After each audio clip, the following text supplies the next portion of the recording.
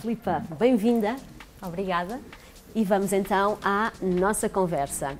Hoje, curiosamente, duas mulheres para falar de cerveja, uma vez que tu és beer sommelier, uma das poucas mulheres que tem esse, podemos lhe chamar esse cargo de ser beer sommelier. E, curiosamente, falando de cerveja, ao contrário do que muita gente pensa, foram precisamente as mulheres que inventaram a cerveja. Foram as mulheres que a descobriram, porque no fundo elas, por acaso, perceberam que a fermentação dos cereais, porque as mulheres produziam o pão, portanto, ao fazerem o pão, perceberam que a fermentação dos cereais dava origem também a uma bebida à base de cereais e saborosa, nutritiva, que fazia sentido incorporarem na sua alimentação. Ou seja, mesmo quando nós pensamos ao deus do vinho, há a deusa da cerveja. Sim, exatamente. E o deus do vinho é Baco, a deusa da cerveja é Ninkasi, e a deusa da cerveja surge quase como uma forma divina de proteger a cerveja, porque o efeito entorpecente do álcool não era muito conhecido e, sob esse efeito, as mulheres entenderam que de facto existia algo ali místico, divino, e portanto surge assim Ninkasi como a deusa protetora da cerveja. Fala-se muito na parte dos vinhos, nos sommeliers de vinhos, e se calhar ainda não se fala tanto daquilo que é o da cerveja. Há o mesmo nível de complexidade quando trabalhas com a cerveja numa lógica mais profissional, como beer sommelier?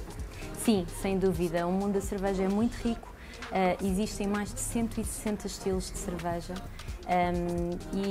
E esta complexidade da cerveja, ou esta riqueza da cerveja, manifesta-se também naquilo que são as nossas escolhas no dia-a-dia, quando queremos ter uma experiência gastronómica diferente, uma experiência mais rica e que no fundo acaba por ser a harmonização da cerveja com comida. Portanto, sim, a cerveja tem também ingredientes de origem natural, tal como o vinho, e o que acontece é que estes ingredientes, principalmente o lúpulo, também sofrem influência do terroir, tal como a uva no caso do vinho. Portanto, sim, existe uma complexidade grande e uma riqueza muito grande no mundo da cerveja. Um impulso, uma força elétrica que nos leva a fazer o que sentimos. Cupra Born, 100% elétrico, 100% emoções. Agora a partir de 399 € por mês. Falando dessa harmonização, todos nós temos um bocadinho dentro de nós o ser beer sommelier, não é? Achamos que estamos a fazer a harmonização. Há algumas regras que possamos seguir em casa, não? Sim, existem, sim. Existem diferentes tipos de harmonização e, no fundo, a lógica da harmonização é precisamente enaltecer a experiência gastronómica.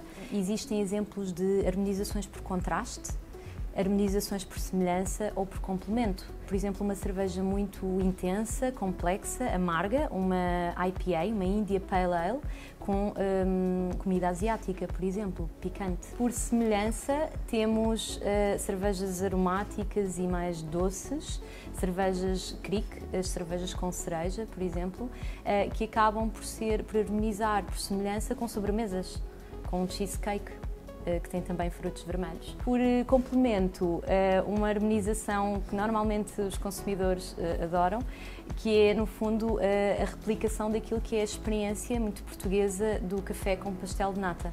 Uma cerveja porter, uma cerveja preta, no fundo acabamos por ter aqui esta semelhança de sabores de café, leite, semelhança e complemento também entre os dois. Engraçado. Filipa, não sei se é possível, mas olhando um bocadinho para o futuro, como é que vês toda esta arte da cerveja a evoluir? Que grandes tendências é que temos por aí? Sim, vejo evoluir de forma muito positiva. Acho que os consumidores são cada vez mais globais, viajam, têm experiências diferentes e isso faz com que também sejam mais exigentes. Todos nós temos uma memória sensorial muito vasta, muito rica. Às vezes precisamos de a despertar, precisamos de a descobrir.